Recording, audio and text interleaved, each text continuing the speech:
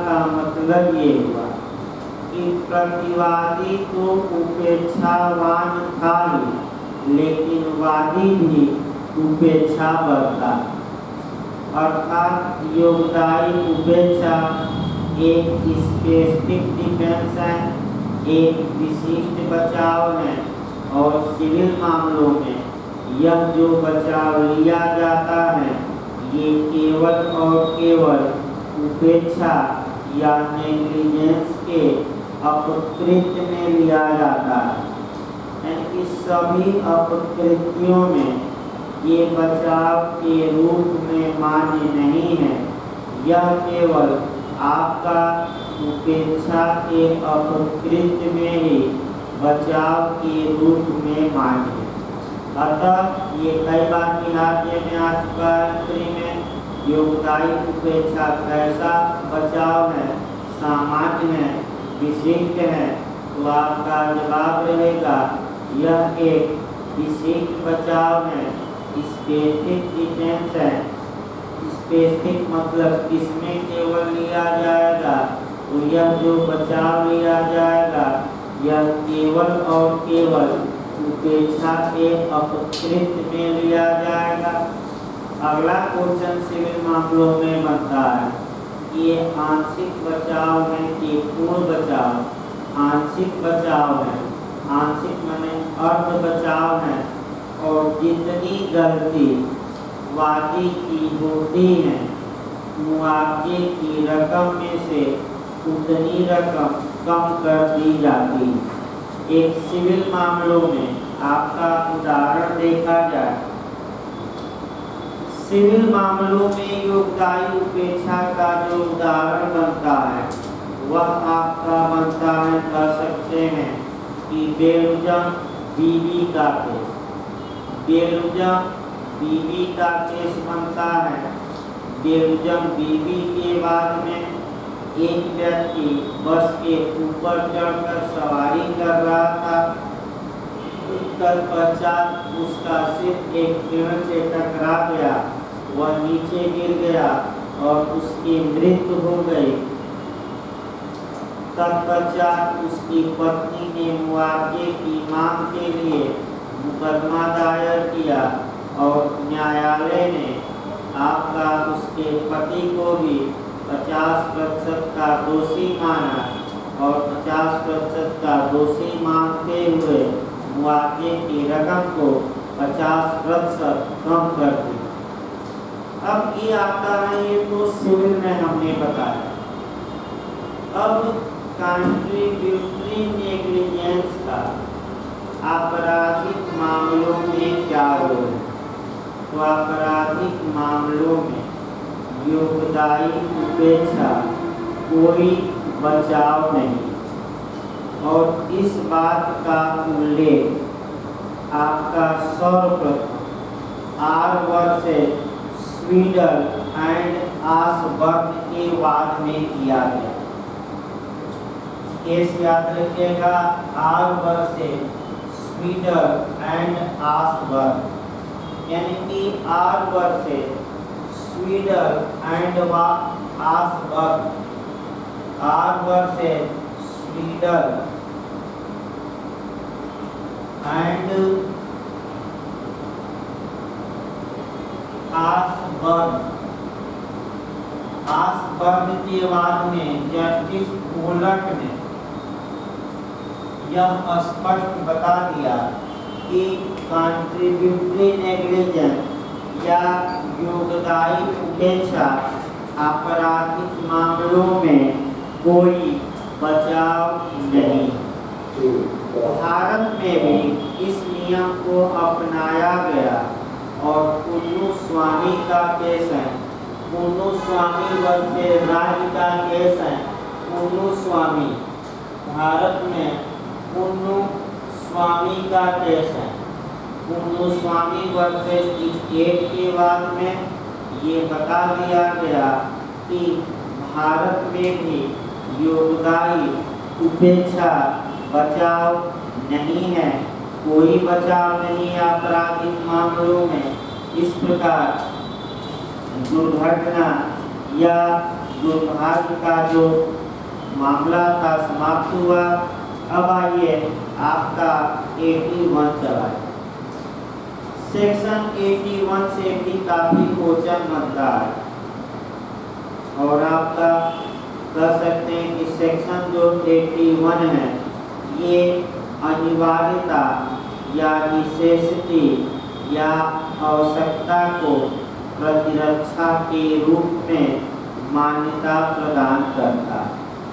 यानी कि धारा 81 के तहत आपका आवश्यकता या अनिवार्यता या नेसेसिटी को बचाव के रूप में मान्यता प्रदान की गई।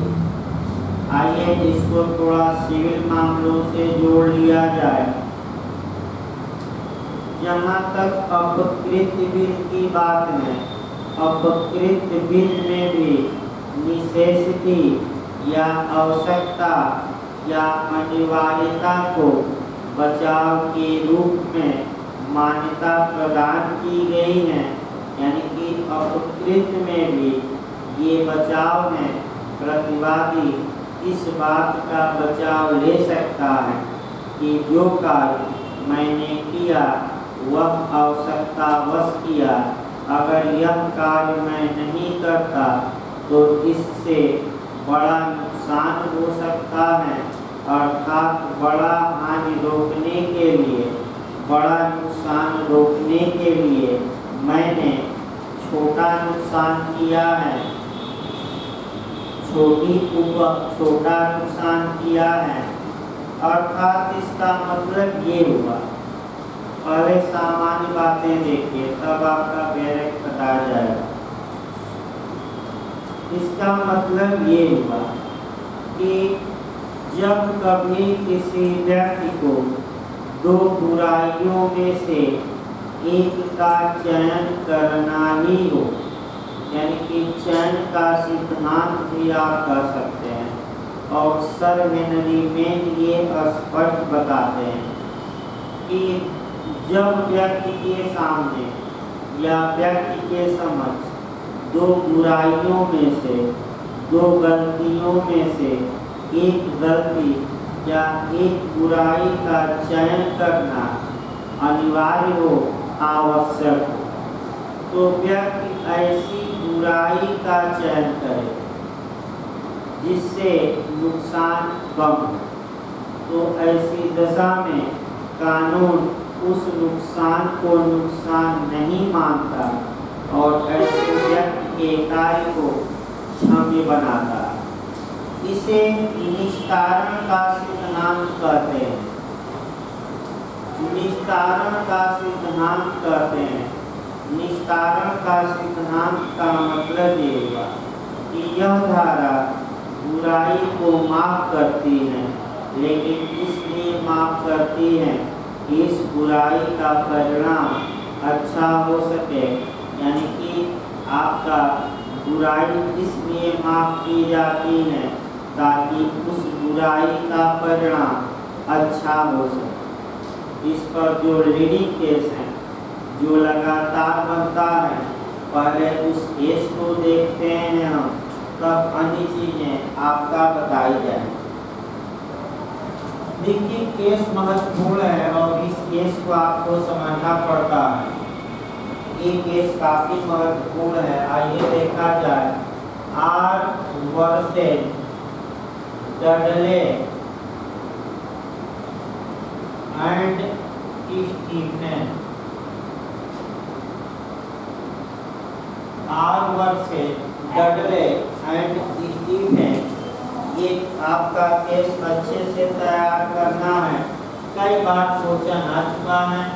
ये 1884 का केस है, 1884 का। इसमें 5 जज थे, ये भी याद रखना है। 5 जज थे। मुख्य न्यायाधीश कई बार पूछा है। जो मुख्य न्यायाधीश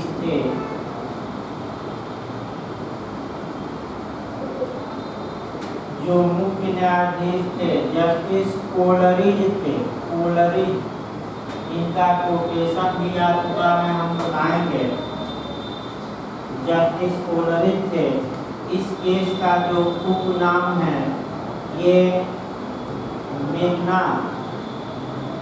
मैग्नानिटी का मामला कहा जाता है। आपका इस केस का जो उपनाम है मैग्नानिटी, उपनाम भी याद रखिए, मैग्नानिटी का मामला है। मैग्नानिटी का मतलब ये हुआ कि मानव द्वारा अपनी जान को बचाने के लिए मानव का वध करके, मानव का ही वध करके और मानव के मांस को खाना और उसको, उसके खून को पीना। आइए, इस केस में 4 लोग रहते हैं, चारों का नाम भी याद रखिए। डडले रहते हैं, इसके बाद आपका दूसरा स्टीफन रहते हैं, तीसरा ब्रूक्स रहता है और चौथा आपका पार्कर रहता है। पार्कर, ये जो पार्कर हैं ये सबसे छोटा लड़का रहता है। देखिए, आपका समुद्र में एक हादसा होता है।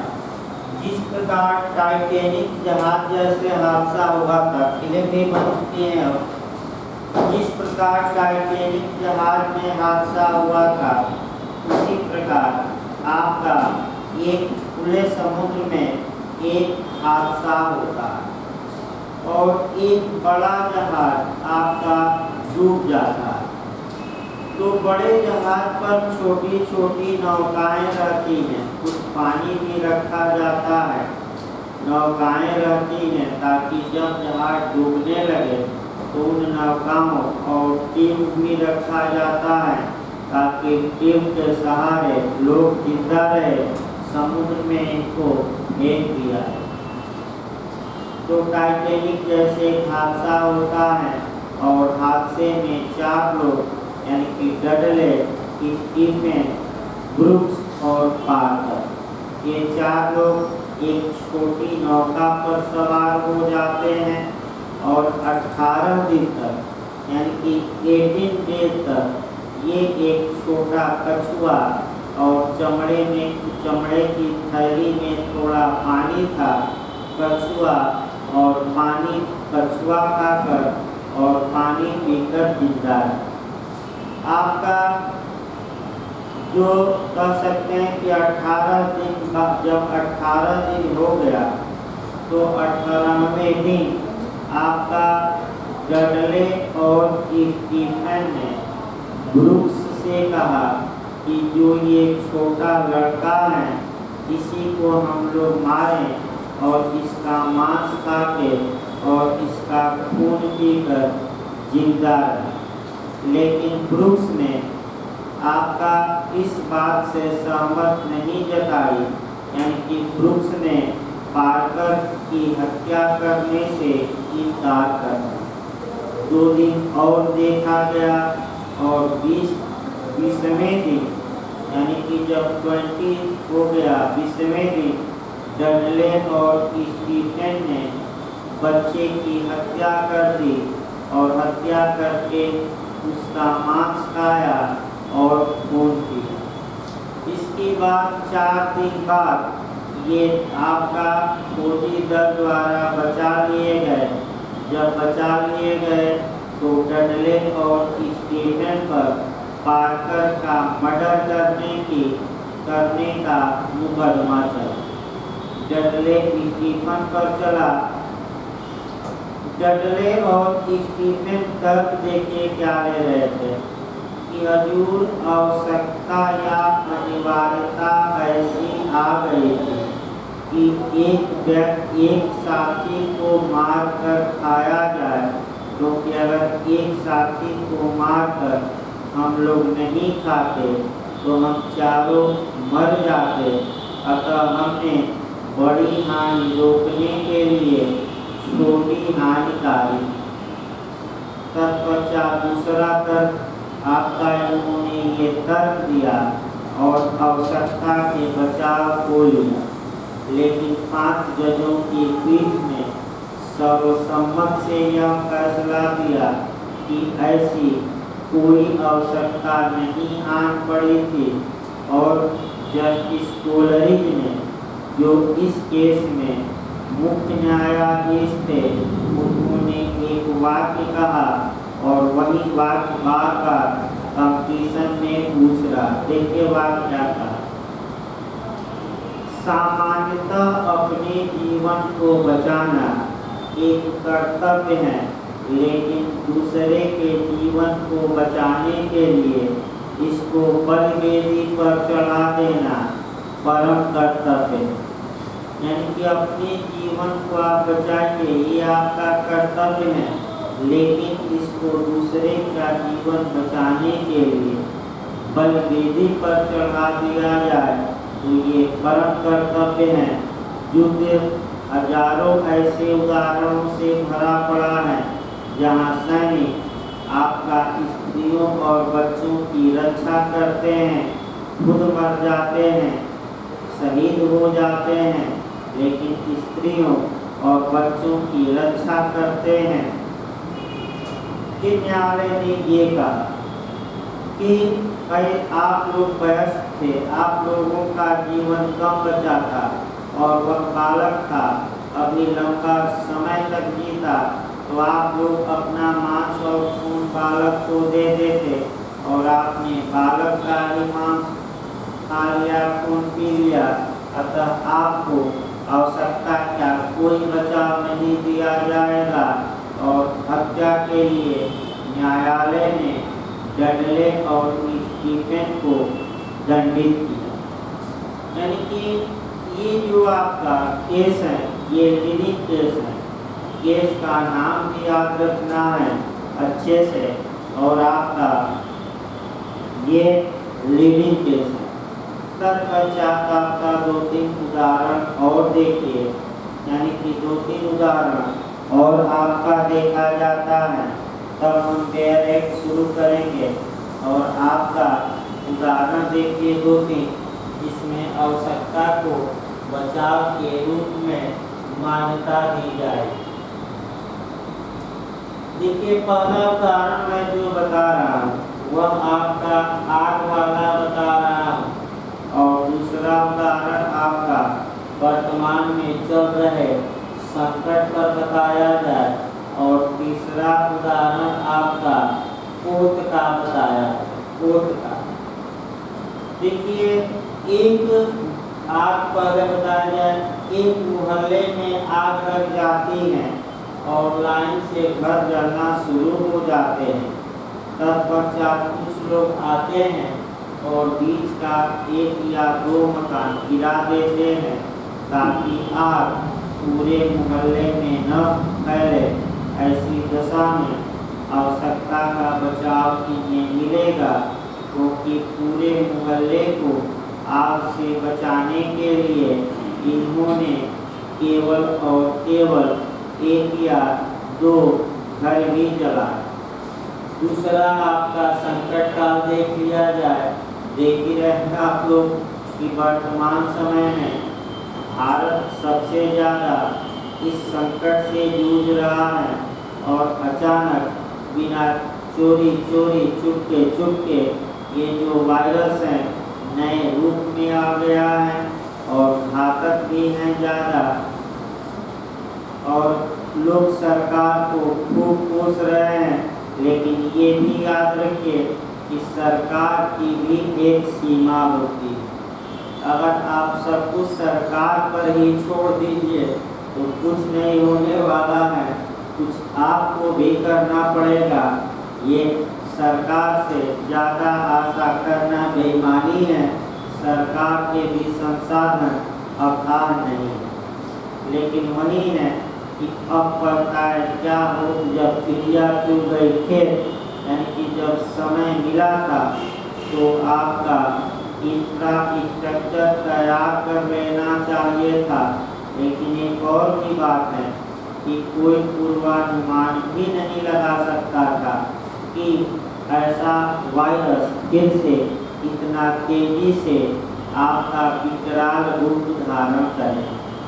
तो ऐसी दशा में आपका बड़ी हानि रोकने के लिए छोटी हानि कारित करिए तो ज़्यादा लोग इफेक्टेड न हो। अतः जिन इलाकों में कोरोना मरीज पाए जा रहे हैं उन इलाकों को सील कर दिया जाए ताकि बड़ी हानि को क्या किया जाए, रोका जाए। या लॉकडाउन 10 दिन के लिए लगा दिया जाए ताकि ज़्यादा लोगों में वायरस न फैले। तो बड़ी हानि को रोकने के लिए आप छोटी हानि तारीफ कर सकते हैं। ये संकट काल में भी आता है।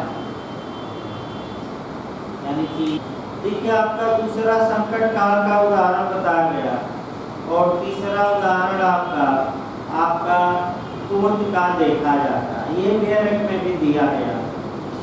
आपका एक बड़ा पोत है और उसके सामने दो अचानक छोटी छोटी नौकाएं आ जाती हैं और एक छोटी नौका में मान लीजिए 50 लोग बैठे हैं और दूसरी छोटी नौका में 10 लोग। अब आपका कोई उपाय नहीं है, या तो वह 10 लोगों की ओर नौका मोड़े, अपनी जहाज मोड़े, या 50 लोगों की ओर। तो 50 लोगों की ओर न मोड़कर अगर 10 लोगों की ओर वह जहाज मोड़ता है और 10 लोग मर जाते हैं तो बड़े जहाज के माने चालक ने कोई अपराध नहीं किया क्योंकि आवश्यकता ऐसी आन पड़ी थी। और बड़ी हानि रोकने के लिए क्या किया, केवल छोटी। 1 लाख में उदाहरण बताया जाए, कल आपका और बताया जाएगा। लाख में एक उदाहरण हम बता रहे इस पर। लाख में विषमभर रूमल का केस आता है और भी केस है 2।